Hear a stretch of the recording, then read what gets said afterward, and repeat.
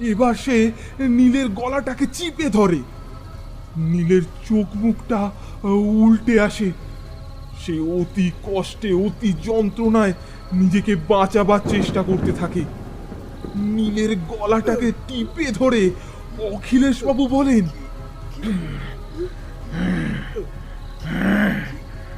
আপনি যা দেখেছেন সেটা সম্পূর্ণ ঠিক, তবে যেটা ভেবেছেন সেটা সম্পূর্ণ ভুল। আর একটা সত্যি জানবেন জানবেন জানবেন জানবেন